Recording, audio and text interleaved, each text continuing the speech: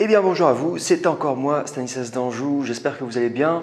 Comme vous voyez là au niveau des lumières, c'est un peu la fin de journée.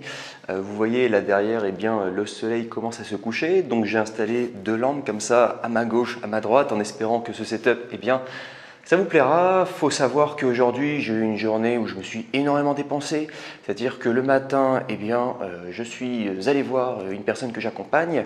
Donc voilà, donc on a fait pas mal de choses pour préparer le terrain et demain ça sera le jour J en tout cas où il va déposer son dossier pour obtenir sa carte de résident temporaire qu'il ne va pas obtenir directement, il va obtenir ce que l'on appelle la résidence précaire qui est un papier jaune qui stipule quasiment que vous êtes résident au Paraguay parce qu'à partir du moment où vous avez ce papier jaune, ça veut dire beaucoup de choses. Ça veut dire que quasiment votre dossier a pu passer dans 99% et demi des cas et plus. Donc bref, généralement à partir de ce moment-là, on arrive à obtenir ce papier-là, eh bien on est assez content, donc on va généralement se faire un resto, c'est probablement ce qu'on va faire demain. Et ce que je voulais dire aussi, c'est que ce papier jaune, il vous donne l'autorisation de rester au Paraguay en attendant d'obtenir votre carte de résident temporaire, hein, ça faut le savoir. Et si vous sortez à l'extérieur du pays, que vous avez envie de revenir, vous n'aurez pas besoin d'acheter des billets d'avion de retour, parce que vous êtes considéré comme résident. Et moi la dernière fois, eh bien j'avais juste ce papier jaune, je voulais rentrer au Paraguay.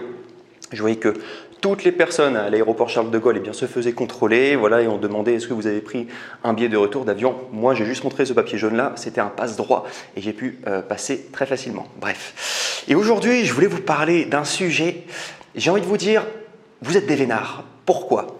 Parce que sur cette chaîne, je vous partage beaucoup de choses. Je vous invite au passage à télécharger mon bouquin, Paraguay, mode d'emploi pour une expatriation réussie. Vous allez apprendre un paquet de choses sur le Paraguay avant de venir. Sachez que moi, je suis votre humble serviteur, voilà, et j'ai vraiment aussi exploré le Paraguay. Je suis votre humble aussi explorateur pour vous. Vous avez 2 ans d'expérience directement dans ce bouquin que vous allez pouvoir lire en à peu près 1 heure, 1 heure et demie. Voilà, si vous le lisez avec attention, lisez-le, vous allez voir. Il y a énormément d'informations de qualité dedans.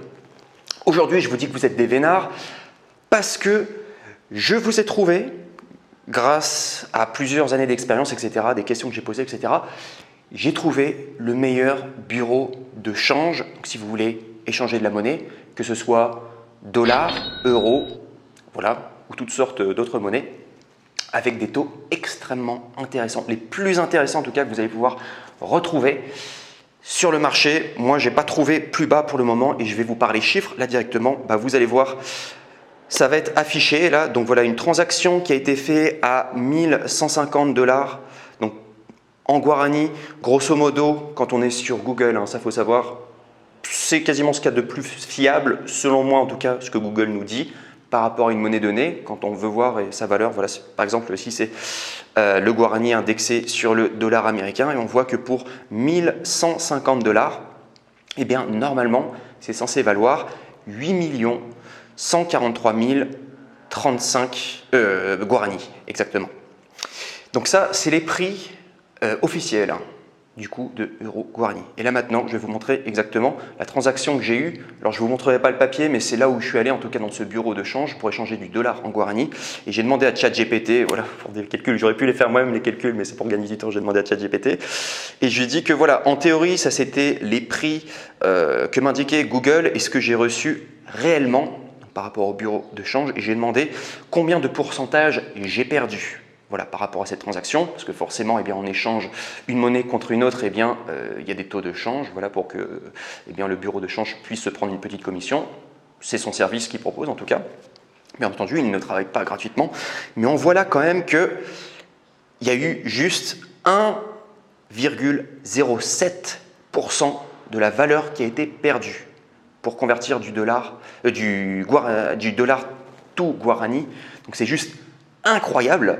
Et pour tout vous dire, alors ce bureau de change, j'avais aussi déjà fait des transitions aussi de euros vers le guarani et au niveau des calculs, je crois que c'était à peu près 4% de la valeur qu'on perd. Il faut savoir, quand vous voulez changer des dollars en guarani, généralement le taux est très très intéressant parce que tout le monde veut du dollar au travers du monde.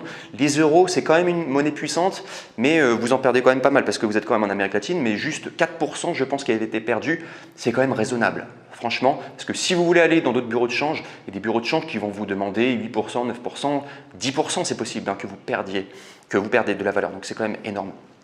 Si vous posez la question, si vous êtes canadien, faites attention, sachez que le dollar canadien, ici au Paraguay, il n'est pas du tout valorisé.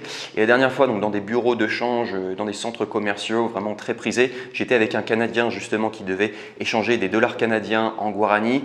C'était juste très mauvais, en tout cas l'affaire qu'il pouvait faire, donc finalement il n'a pas accepté. Mais ils étaient prêts à reprendre les dollars canadiens en du coup guarani, les transformer.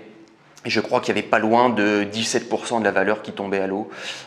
Voilà, donc ne faites surtout pas ça. Voilà pourquoi cette vidéo elle s'adresse principalement à tous les Canadiens qui me regardent et qui ont l'opportunité de changer leur dollar canadien en dollars américains. Et je crois que ça se fait très facilement dans votre pays. Prenez le temps de les changer en dollars américains. Comme ça, quand vous allez aller au Paraguay, pour pouvoir les changer après en guarani, c'est très facile en tout cas et vous perdez peu de valeur.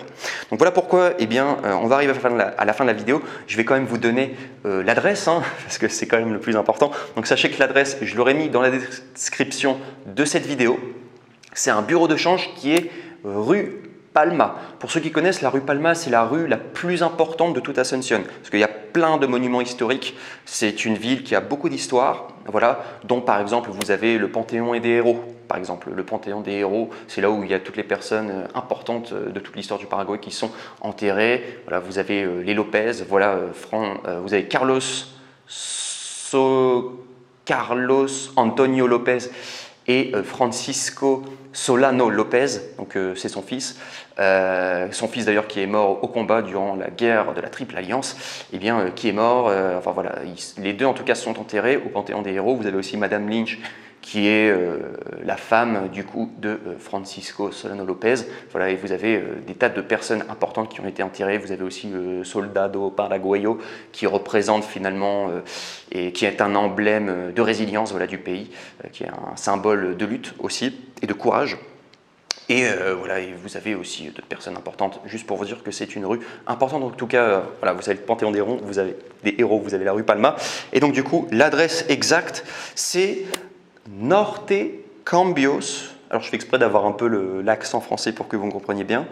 Norte Cambios, S-A-E-C-A. Et ça, c'est vraiment le meilleur bureau de change. Donc vous rentrez. Voilà, il faudra présenter son passeport quand même parce que vous êtes un minimum contrôlé, voilà, parce que vous échangez de l'argent. Et voilà.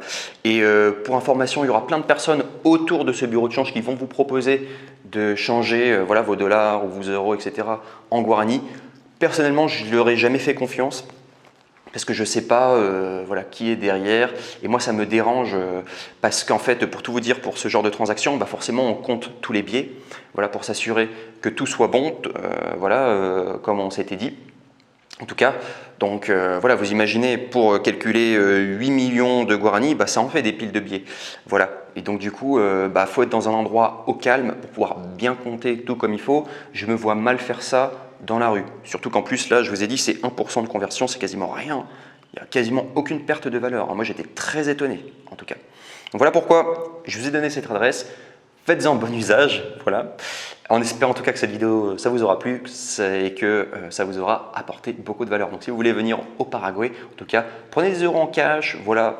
Prenez des dollars aussi en cash, c'est très bien pour pouvoir les convertir. Et voilà, où il faut savoir aussi que vous pouvez convertir bah voilà, des euros directement depuis votre banque, et vous allez dans des ATM ici au Paraguay. Je vous recommande tout particulièrement parce que la plupart des ATM, ils demandent des frais de 50 000 guarani, qui est quand même 6 euros, ce qui est beaucoup, je considère, par retrait de 1 500 000 guarani généralement. Donc vous êtes obligé de faire plusieurs retraits pour 1 500 000. Vous prenez toujours 6 euros de commission plus en plus les frais de votre banque. C'est pas très intéressant, vous perdez avec cette opération peut-être 9% de toute la valeur, voilà, tout ce que vous faites, j'avais déjà bien calculé.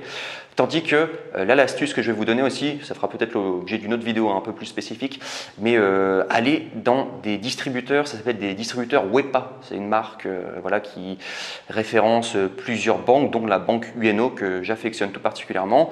Donc ces distributeurs, ils sont très présents dans les biggies et voilà, dans les centres commerciaux, vous allez pouvoir avoir ces genres de distributeurs. Et ce que j'aime beaucoup, c'est que vous n'avez pas la limitation à 1 500 000 guaranis, ça peut monter à 3 millions de guaranis. Je crois que c'est le maximum. Mettez-moi dans les commentaires en tout cas si vous pouvez retirer plus, mais de mon expérience, je crois que c'est 3 millions le max qu'on peut retirer et au niveau des frais, ils vous prennent que 25 000 guaranis, donc ça fait 3 €, donc c'est une bonne astuce. Moi, la plupart du temps, je fais mes retraits comme ça, je vais dans des ATM, WEPA, et voilà, je retire mon argent de cette manière-là.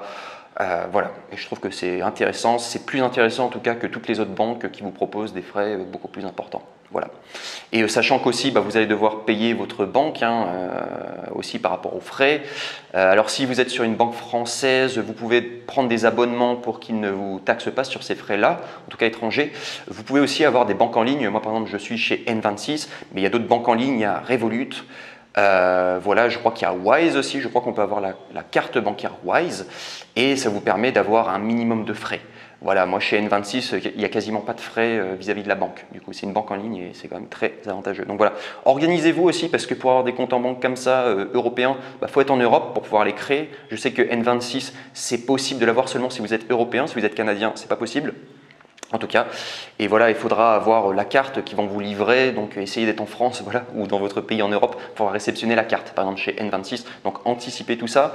Moi personnellement, quand je voyage, j'aime bien avoir au minimum 3 cartes bancaires au cas où, comme ça si j'en perds une, eh bien j'en ai une deuxième, voilà, et également une troisième au cas où. C'est un peu comme des vies, c'est un peu comme dans les jeux vidéo, voilà, si on en perd une, dans le pire des cas, on en retrouve une autre. D'ailleurs, j'ai une anecdote, mais j'en parlerai dans une autre vidéo, parce que j'ai perdu au bout d'un moment une carte bancaire et j'ai réussi à la retrouver grâce à la gentillesse des Paraguayens. Ça fera l'objet d'une prochaine vidéo, je vais directement vous la raconter là tout de suite dans une prochaine vidéo. En attendant, merci d'avoir regardé cette vidéo, n'hésitez pas à télécharger mon livre, il est génial. N'hésitez pas aussi à cliquer dans le deuxième lien, donc ça c'est le premier lien en tout cas pour le livre, c'est gratuit. Voilà, vous pouvez le consulter, génial ce bouquin-là. Et sinon le deuxième lien dans la description, c'est si jamais vous avez envie d'accéder à mes services qui sont un excellent rapport qualité-prix, surtout aujourd'hui, ce mois-ci. Voilà, profitez-en en tout cas, ça ne va pas être éternel, voilà les offres que je vous propose. Sinon sur ce, je vous remercie d'avoir regardé cette vidéo, on se retrouve tout de suite pour l'anecdote que je voulais vous raconter. A tout de suite, ciao ciao.